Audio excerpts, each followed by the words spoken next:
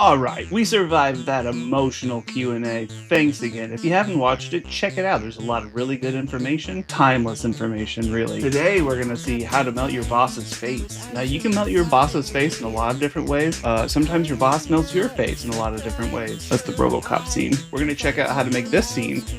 Damn, that graphic is awesome. Holy shit, I'm glad I'm not tripping for that, or that would have freaked me the fuck out. Holy hell.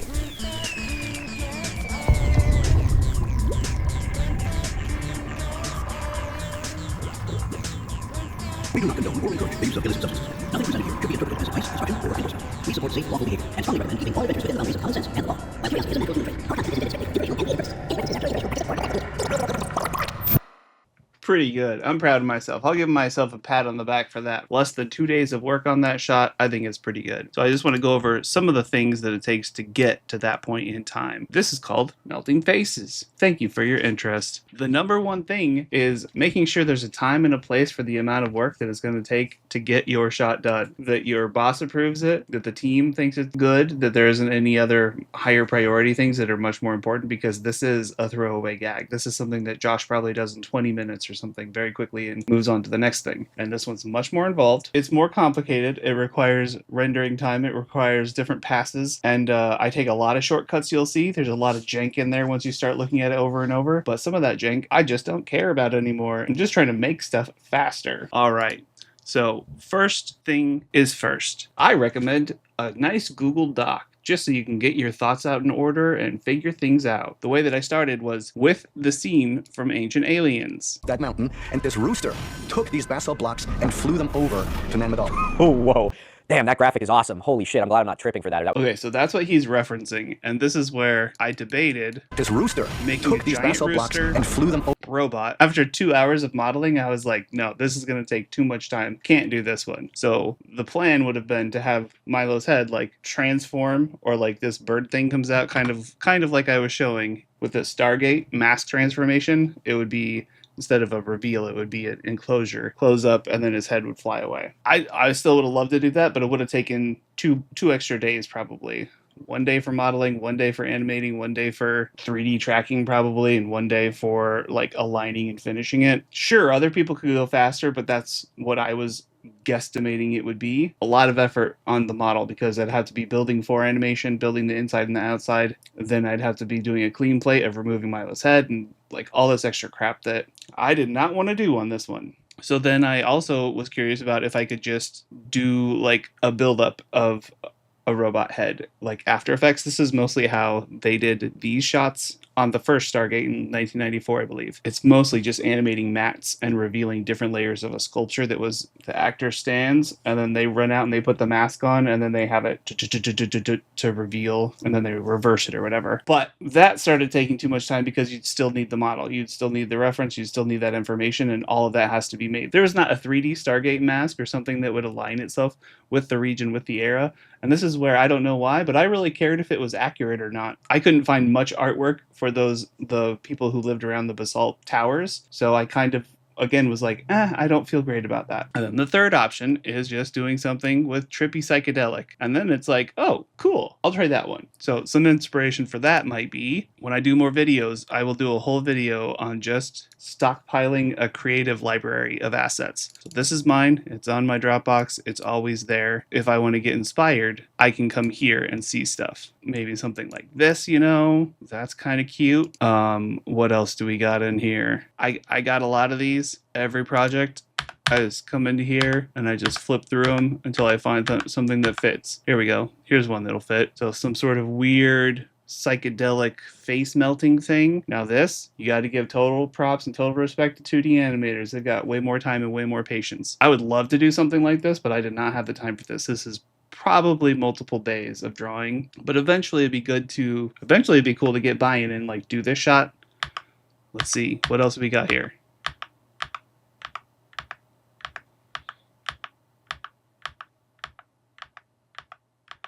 We're looking for psychedelic things, folks. Oh my god, you couldn't even see that, could you?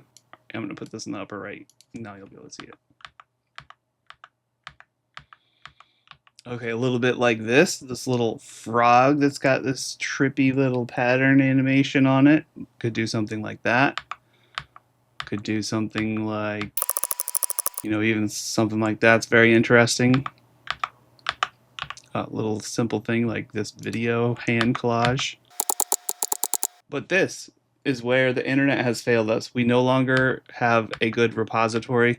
Apparently, 90% of people don't understand how a computer folder structure works, which is just insane to me because it's a requirement for everything I do. I have to have all of my files. I can't just say, oh, I saw this one link on Instagram one time. It doesn't work like that. You've got to have the actual product to put into your programs or to do something with. So you download it, you archive it. That's why I say I'm a data hoarder, and that's fine. It's okay. Thank you for all the people whose images and GIFs and videos I've downloaded for the inspiration. Can't credit you all because there's so many. I just see it as like a big art thing that I'm just getting inspiration for and moving on to the next. This is a little bit talking about where it's in the style of something. I didn't have anything that was in the style of the people around there. It didn't seem like they had a visual style to build off of from what I was quickly finding with my searches. They probably do. I'm not saying that they don't, and I don't want to minimize their culture. But I wasn't finding any, and that's fine, so I just kept going. You just keep going.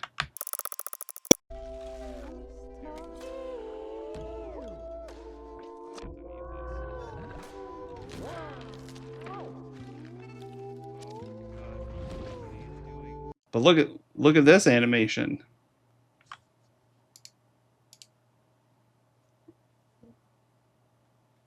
Look at what we used to get for free on TV. Drawn stuff. Now you just got to look at pixels that are trying to get to that point. You know, but so that'll give you an idea. If I ever want an idea, I come to my folder instead of having to search the internet, or I can remember that I've got some weird stuff in there. Anyway, those are a little bit of my ideas. Let's do a little loop of this just so you have it. So that's the direction I decided to go. And now we're going to talk about how I did it. What is buy-in? Buy-in is when you're very clear on what you're going to create, why you want to create it, where it's going to go. You have got the agreement that all your other work is done, and you can take on this new ancillary extra type thing. So for us, we use frame, and we do comments on every video. I've blocked them out. And here I say, may I animate Milo's head transforming and flying off like a bird, or something equally weird? Oh my god, please do. Permission granted. Milo's out of town, and I feel a little bit bad that I decided to do this. But again, this is like a lot of those extra shots that I've talked about before. If you don't try out doing harder work, you're never going to get better than what your current skills are right now. And it's good to challenge yourself. It's good to have a passion project that you're constantly building and challenging yourself, or it's good to find opportunities like this where you can incorporate a new workflow or test something out or add one more doodad to the machine. All right, so we had our scene. We have Milo. We know what we need. First, we need to get his head. So that's the most important part because we want to have something physically accurate. So when he talks, at a certain point, he is done talking about that scene, and then in reality, very soon after that, he is moving on to the next scene and shot to talk about it. So SJ, the editor, looped the little, there's like a weird little breathing hiccup thing that happens. You can see it where it's, just look at the nose flare. Where this is looping, but this is where the animations are going to be happening. Damn, that graphic is awesome. Holy shit, I'm glad. So we need this because when we motion track the head, we can't just duplicate the frames. It doesn't work like that. It's better to motion track the footage and let that work that way. So let's talk about motion tracking the footage. First thing, I'm going to come into here, do volume mixer, and I'm going to turn off my After Effects sounds. You only see stuff, you don't hear things. And yes, I'm on a 4K screen, so it's probably going to be hard to see pinch to zoom or get close to your TV, whatever you have to do. So for me, what I'm using is Keen Tools GeoTracker. And what that lets you do is put a model and track it pretty closely. It does a really good job for After Effects and for the price. Now, this product is by subscription. I wish there was a perpetual license for it, but that's just the way it is. Unfortunately, it's just the way it is. Let me hit render wireframe so it's always on. Wow, that's really slow. All right, so now that I have the strongest, highest res version of the base plate, is what I call this background thing, let me just come in here and I'm gonna hit the reset button, and maybe this will work, maybe it won't. Yeah, there we go. Okay, so my license has expired, and I don't want to pay another X amount of dollars per month just to do this tutorial. I should be able to show you a little bit. In Keen Tools, you have the Analyze button. Oh, great, no active license found. Okay, can I do anything? I'm gonna try. I'm gonna keep going. Don't let any walls stop you. Okay, so inside of here, you can put a file, like you can import a 3D model if you had one, but again, I want it to be as fast as possible. So we're using primitive, and they have primitives, different shapes, a cube, a sphere, whatever. There's a head. The head is what we're going to use. And then on here, what you can do is click. All right. I gotta pay for this to show it to you. All right, subscription activated. Okay, from here, now we have the head, and now it'll move around. Oh God. So maybe I'll have a tally of how much money I'm spending just to show you this thing. Right there was $20. I guess I'll also talk about tracking this money. It's meant to be kind of a joke, but just to also let you know how much I'm spending. All of these are costs of operation for me to do anything with Milo, and that I pay for these out of pocket, and any donation goes to covering these costs or purchasing more advanced software to get more cool results. Charlie, do you want a milk bone? Or to give a milk bone to Charlie. No, you don't get all the milk bones. You gotta earn them. Oh, no. Stay. Good sit. Here you go. Any donations or buy me a coffees goes directly toward funding, purchasing, and keeping these subscriptions of these softwares active so we can create more cool stuff for Milo for you to enjoy on Milo's channel. Someone might ask, doesn't Milo pay you? And I say, yeah, he pays me, but I still give him a discount. I give him a major discount versus what corporate overlords offer to pay animators. We're kind of strung out. And I really love working for Milo, and I want to keep making stuff like this. So if you want to help me make stuff like this for Milo, or just for myself, or maybe even for you, just subscribe. It's free. It doesn't hurt. I mean, it might hurt you. Maybe if you got like a bruise on your finger or a cut and you touch your screen, and that might hurt, but it shouldn't hurt. It shouldn't hurt. Go to the doctor and get that taken care of, or some soap and water, maybe hydrogen peroxide. Bite a stick. And I don't know if anybody's told you today, but we love you. All right, so we are tracking from frame 0, or I'm tracking from frame 0. I don't really care what you do. Nose to nose, I'm just gonna align the nose, and then maybe I'm gonna align the side of the eye. And now this looks stupid, but this is what's cool about this thing is it will start falling into place the more of these trackers that you put in. And now these are not the trackers, these are just the alignment points, but you can see why this tool would be so damn powerful. And yes, there are more advanced tools out there. There are probably real CG artists who are screaming at the screen right now, and I apologize for letting you down, my brothers. I'm just a noob. I'm just a baby, and I want to do stuff as quick as possible. Okay, so part of what I wanted to do was have the neck. So on here, it also has a little good... All right, now I can analyze as well. So this is going to go frame by frame and start to track this 3D model that we've aligned in this one frame across the entire animation. So we're going to let this go. We're going to let it cook. I am not going to waste hard drive space letting it do that. Here we go. Inside of here, neck upper. I'm going to turn that on. Neck upper and neck lower. There we go. So now we don't have to align those because like your neck is just bending, like a video game character. There's like a bone in here. We have multiple bones, but you got to rig it. So we're focused on his head, which in general does not move. We're not going to let it cook. We're going to open up the previous version of the file. Don't worry about it. So now we have the full duration of a head loosely tracked to Milo's face. Sometimes it doesn't line up, but it just takes a second. Okay, from there, then we're going to export this result. We're going to get it into a 3D package. So let's do that now. All right, now we've imported it into our 3D program. And what this file is, it's an Alembic file. So that's good, which means it's got a camera and some geometry. So when it exported all that data, it took that track, it took that camera, it would decide if the camera's moving, if the object is moving, and kind of what's going on. And it doesn't really matter from here on. That plugin is done. We're done with that plugin. But from here, you can see... Damn, that graphic is awesome. Holy shit, I'm glad I'm not tripping for that, or that would have freaked me the fuck out. Holy hell. It's loosely aligned with the movement, and then you'll be able to see there's just a subtle breathing to it, which is good. That's what we want. So the import was successful. We got all the information that we wanted. What I like to do is put in the eye lines just to know what it's looking at. The next part's going to get a little bit more complicated, and I don't know how great the documentation is going to be, so I apologize. I'm going to open up my final file. Damn, that graphic is awesome. Holy shit, I'm glad I'm not tripping for that, or that would have freaked me the fuck out. Holy hell. Okay, so he says the words, and then these bubbles start coming from his head. I have just disabled what the head is doing, but the head is being the spawner of these particles. Holy hell.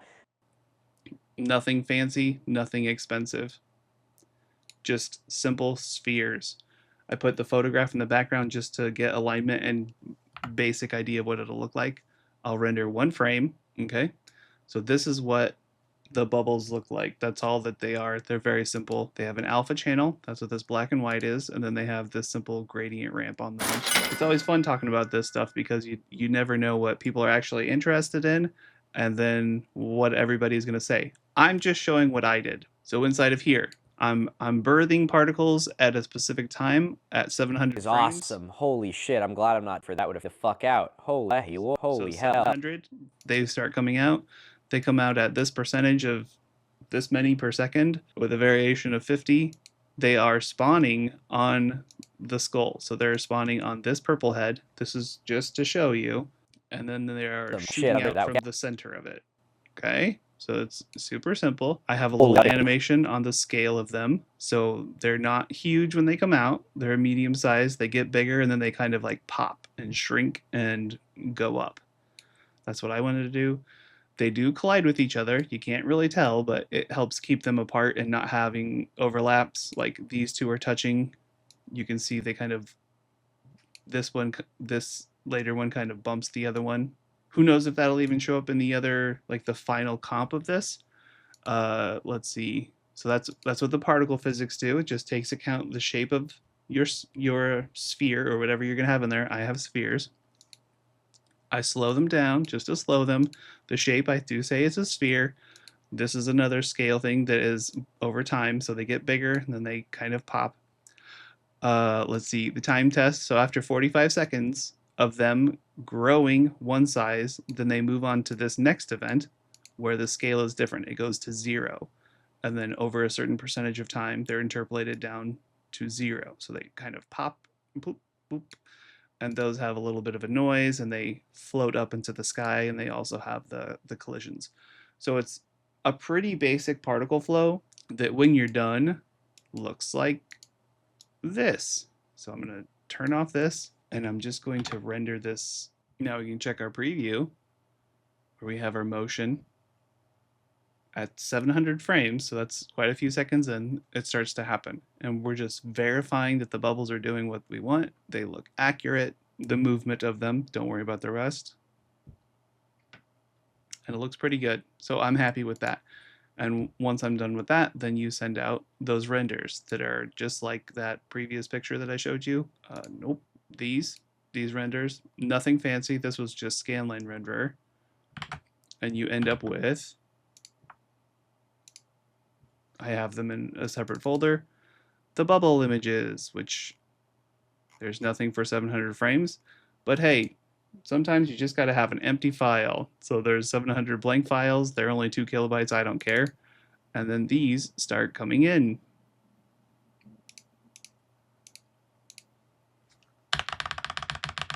Switching through these will show the animation sort of, but this is one pass for this animation. Now let's talk about the other pass of this animation. So I'm going to turn off this whole particle system and we're going to turn on, now in a whole separate particle system, I have the head tearing animation. Okay, and now this one is where the actual face tearing happens. And what I'm doing is we are taking this image here, we are reprojecting the same image. That's what this is in the background. Viewport background, environment background, oh, custom image file. We're reprojecting this still image onto the face. So that's very, very important to do. It's a requirement, really. So let's get down to this. I will isolate this.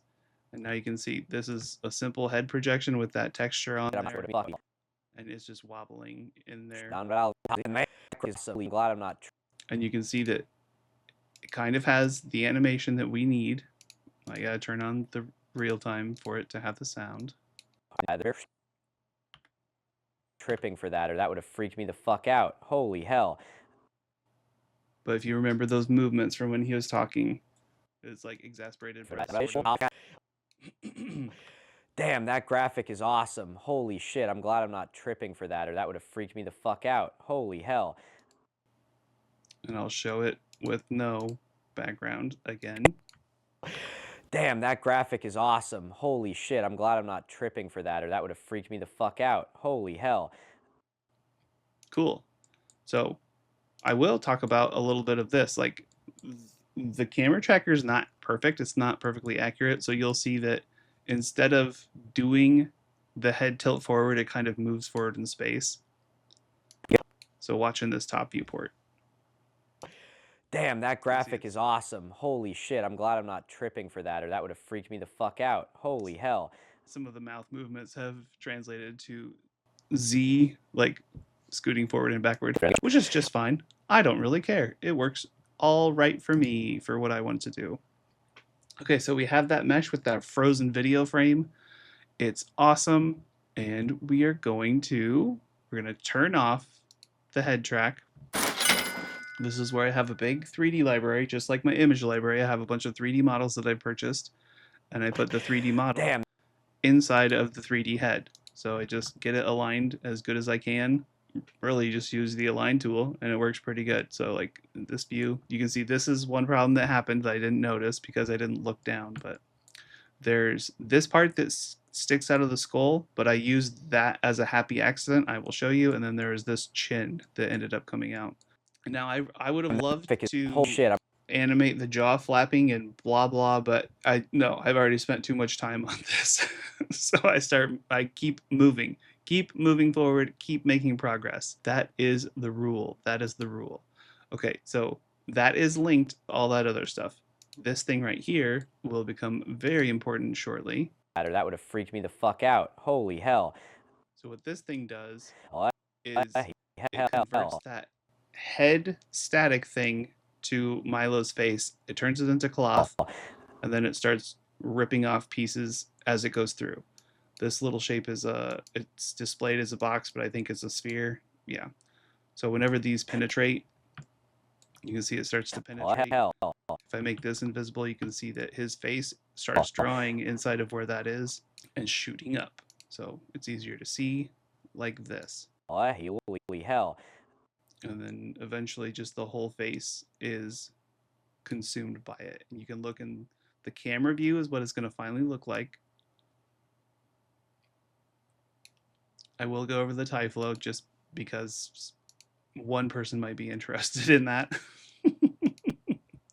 Nobody uses tie flow, only I do, I feel like. Yeah, let's just isolate this tie flow. Let's turn off shell. Okay, and these cloth particles are also colliding with that original cloth head, or with the original static head that has the texture map on it, so they don't go through it. They're always like sliding above it. The main problem with that is that, I'm sure people see it, but there's some of the vertices get stuck inside of it because they're spawning from the same mesh. But I just couldn't care. I just couldn't care. I could solve it, but I couldn't care. I just wanted to get more to the simulation and get it done and get it finished. Now I wanted inside of the head to be different. So that's what this little cube is. That's just so I can check out my texture map. It's just like switching between pink and blue and offset texture. Nothing super fancy, but then it'll give it a little bit more life and differences as it's being rendered and coming off the head, and not just one thing. Okay, that's great, Kale. Great. So from here, once we had that whole cloth simulation, like, how do I even show this? I'll just do it. It's fine. We got all the time in the world. This is a time machine. Okay. So minimize the amount of crap that you're looking at here. So now we're just looking at Milo. There's no skull. There's no extra stuff. I'm glad I'm not tripping for that, or the freak fuck out. Holy hell. Okay, so this is where the cloth and that collider object, once it comes into this, okay, once that collider object, Well, the sphere, comes in contact with the face, it converts it into a cloth. That's what the object bind is. The Voronoi fracture is how many pieces there are. So if we put this down to 10, the head will only be chopped up into 10 pieces. They'll be much bigger pieces of cloth. And at a certain point, it does get a little bit too realistic and disgusting. It feels like this is a little bit too realistic and disgusting to me. But it shows a little bit better what's going on. I wanted to have an inside and an outside. And sometimes in the viewport, this is called clipping. But when you render it, it will render correctly. It does not clip.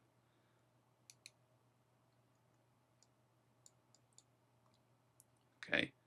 So the benefit of doing it this way is that now the texture map is stuck to his face. Like his lips are always on the correct part of the cloth that makes his lips that fly away, if that makes sense.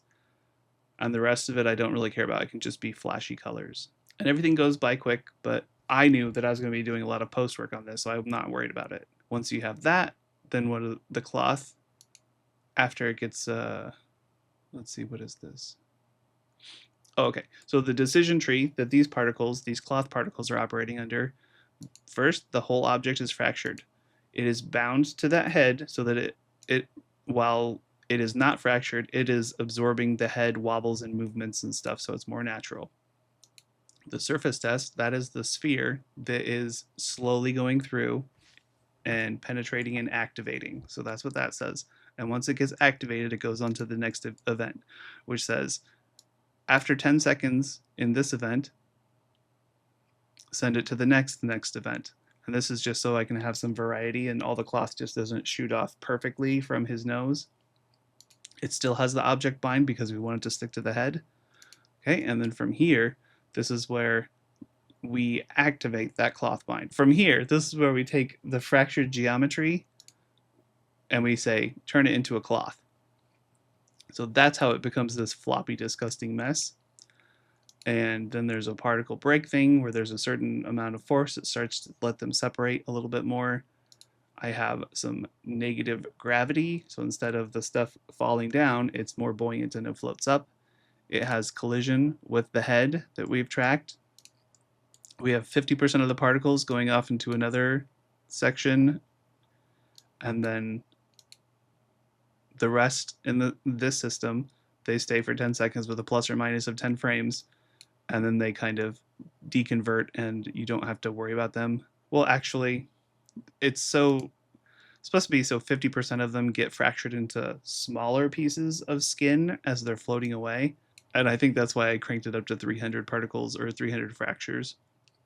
It was doing what I wanted. So then from here, I have again a little scale over time where it shrinks down. So it's not huge flaps of skin flying away. It's just they're pretty small. Get this gone. I'm looking in the perspective viewport while most people might be looking at the camera viewport because that's what they're familiar with. Let's see, there's a force. It's just so like there's some little noise and some ripples in the wind going on. And again, the collision for the face because we don't want the particles to go into the face. Awesome. So now we have 2 particle simulations. Let's go ahead and cache this one. Holy cow, it's taking forever. It's still going. I wish it was still going. It's still going.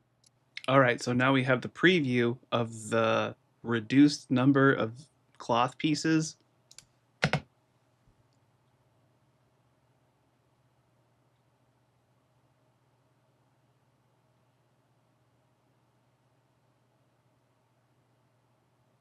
Now you can start to see the pieces of the puzzle kind of coming together.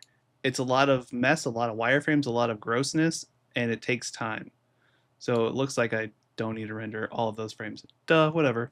Okay, talk about the difference between the viewport capture, which is what we just did, and an actual render. I keep saying it render like render, render, render. Render is just whenever the computer has to sit there and think, and you can't really work because you're waiting for something to process in the background. So I use rendering way more than I probably should because it means different things to different people. For me, when I can no longer work, it's rendering, which sucks. Okay, from here, I'm going to open up the actual file. Don't want to save any of these changes because it's just a mess up. I have two different files here because the bubbles are so much simpler than the cloth was that I didn't need to render it with ray tracing. They're just bubbles, and I'm only really using the alpha channel. You'll see when we get to compositing. So from here, this is the exact same thing we went over, but this is the actual file that we used in production. But I used a very different rendering technique than what, I don't know if most people use it or not, pardon me. So my renderer of choice is V-Ray. I like to render with crypto mats, and what crypto mats let us do, I will render one frame here. I don't want to save over any files because that'll break everything. Okay, it's doing the math. Now this is real computer rendering, some people might say. I don't really know, and I don't really care. So for this entire project, I wanted to do, hopefully by now you see how many different steps there are just to get to this point, and we're still not, like, we're maybe half done. Okay, so for the crypto mat, what that does, it allows you to designate the inside and the outside material, the skull material, the jaw material, and then instead of having to do multiple passes, I can just clip these things. Normally you have an alpha channel that's just like pixels on or pixels off. That's how that works. But a crypto mat is great because you can see that there's individual selectors is what they essentially become. So I'm going to go to an earlier point in time. We're going to show this. So this, when we look at the RGB, we can see his face. And it's starting to reveal the inside skull. Just remember that blue. I'm going to back Holy hell. to where there's just like a crack.